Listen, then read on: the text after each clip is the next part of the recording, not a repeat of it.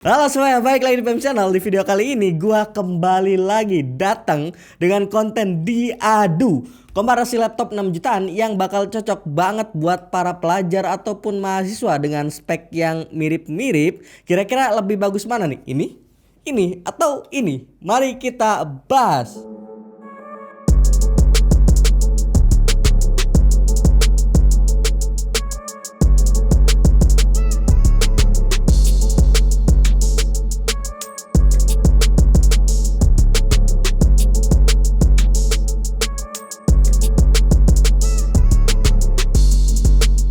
Pembahasan pertama kita mulai dari desain nih yang sebenarnya mirip-mirip. Sekali lagi bawa konsep desain yang clear dan clean. Nah, si Lenovo cuma ada aksen logo di sisi kanan atasnya. Kalau Acer ya logonya di tengah atas sini plus ada tulisan Aspire di bawah sini.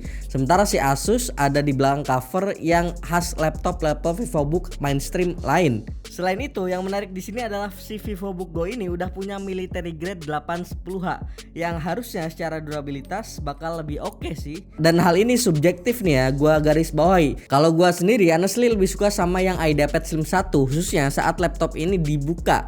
Tampilannya lebih clean, enak dilihat dan gak banyak stiker-stiker ginian kayak di Asus ataupun di Acer.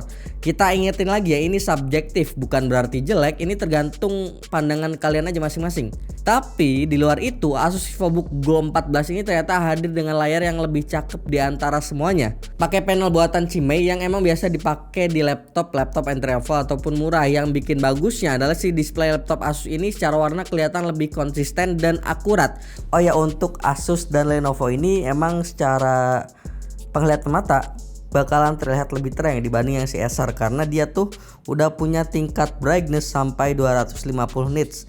Dan menariknya lagi si VivoBook Go 14 ini angle-nya bisa direbahin sampai 180 derajat. Kelihatan juga dari hasil kalibrasi kita, si Asus VivoBook Go 14 ini punya 66% sRGB dibanding IdeaPad Slim 1 dan Acer Aspire yang cuma mentok di 60% sRGB. Ke bagian bawah yaitu keyboardnya, gua rasa Asus VivoBook Go 14 terlihat lebih menarik karena dia itu satu-satunya di antara ketiga laptop ini yang udah dilapisi LED backlit yang bikin laptop ini terlihat estetik dari sisi keyboardnya. Nah, lihat di sini udah ada fingerprint scanner coy di VivoBook Go 14 ini. Selanjutnya gue coba buat pakai laptop ini untuk penggunaan harian. Pertama untuk responsivitas sistem, mulai dari booting time terlihat VivoBook Go 14 lebih cepat booting time-nya dengan hanya 12 detik doang dibanding Lenovo IdeaPad Slim 1 dan Acer Aspire Slim 3 dengan booting time di 14 detikan. Itu dari sisi booting time ya. Sementara dari sisi benchmark sintetik ternyata si VivoBook Go 14 ini unggul tipis dari sisi speed rate di 1782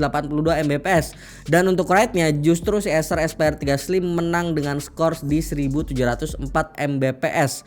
Sementara untuk feel penggunaan kayak browsing, kerjaan, gua rasa ketiganya udah nyaman dan gak ada lag macem-macem yang mengganggu ya. Tapi untuk dapetin value pasti kita pun lakukan pengujian sintetik lagi, yaitu browser bench menggunakan speedometer.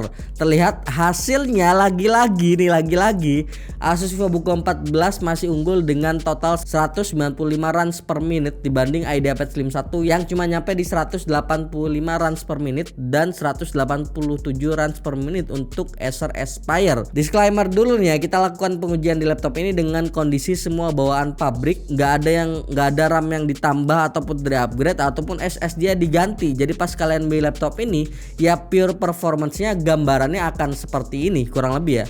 Masuk ke pengujian benchmark CPU yang keduanya sama-sama pakai AMD Ryzen 3 7320U, CPU 4 core 8 threads yang punya boost clock up to 4,1 GHz. Pertama tentu gue lakuin pengujian menggunakan Cinebench R23 yang kita looping 10 kali berturut-turut buat tahu konsistensi performa dari ketiga laptop ini dan hasilnya cukup menarik. Laptop Asus VivoBook Go 14 kembali lagi jadi paling kencang di sini dengan peak performance di 5095 poin, tapi soal konsistensi mengejutkannya si IdeaPad Slim 1 yang jadi nomor 1 di antara ketiga laptop ini dengan deviasi performance di 0,8% doang. Gimana? Kalian lebih tertarik untuk pilih yang paling kenceng atau yang paling konsisten tapi punya gap performance yang cukup jauh dibanding si nomor 1 yang paling kenceng ini? Coba deh tulis pendapat kalian di kolom komentar ya. Soal suhu, ketiganya menurut gua punya karakter usage temperatur yang sama saat stress test. peaknya tuh ada di sekitar 90-an derajat Celcius dengan average temperatur di 85-an derajat Celcius. Cuman dari data sih emang kembali lagi VivoBook Go 14 paling rendah secara suhu ya, dan that's good. Nggak cuma kenceng tapi adem juga. Ketiga laptop ini pun masih sanggup untuk mainin game-game kompetitif kayak Valorant dengan experience yang cukup stabil. Dari hasil pengujian, ketiga laptop ini mampu dapetin FPS average di 80 sampai 90-an FPS. Itu di settingan rata kiri ataupun kompetitif setting ya. Selanjutnya kita juga coba lakuin grafik benchmark lagi di ketiga laptop ini pakai 3D Mark Firestrike. Ternyata justru si IdeaPad Slim 1 ini yang paling unggul dibanding ketiga laptop ini. Dengan gap performance-nya yang sebenarnya nggak tebel-tebel banget, tipis banget. Jadi ya masih mirip-mirip performa ya. Selanjutnya untuk baterai nih, si IdeaPad Slim 1 dan VivoBook Go 14 dibekali baterai berkapasitas 42 Wh. Sementara Acer Aspire dibekali baterai 38 Wh. Mirip-mirip emang, tapi saat kami uji menggunakan PC Mark 10 dengan skenario yang sama, mode power efisiensi, brightness 50% serta Wi-Fi on, IdeaPad Slim 1 justru jadi yang paling efisien di pengujian ini dengan durasi penggunaan sampai 13 jaman. Dan di luar desain yang terlihat biasa aja, overall gua rasa Asus VivoBook Go 14 terasa lebih unggul secara fitur ataupun performa, apalagi buat kalian yang nyari price to performance laptop ya. Dari mulai penggunaan kayak harian browsing sampai entertainment, Netflix kan, misal laptop ini rasanya lebih nyaman. Apalagi ada LED backlit blokan di keyboardnya, di mana yang lain ya nggak ada. Performanya pas benchmark pun di luar ekspektasi gua, hampir semua sektor Asus VivoBook Go 14 lebih unggul.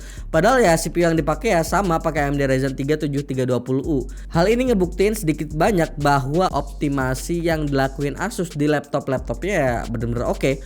Khususnya di laptop kelas entry level kayak gini ya, jadi nggak asal-asalan gitu loh. Cuman bukan berarti kedua laptop ini juga dibilang auto jelek ya, enggak kok. Kedua laptop ini juga masih punya beberapa kelebihan. Contohnya kalau kita ngomongin soal efisiensi daya, nyatanya si IdeaPad Slim 1 ini yang paling oke dengan daya tahan baterai up to 13 jam. Kalau Acer di penggunaan kita sih unggulnya di speed SSD-nya ya, yang lebih seimbang antara read dan write-nya.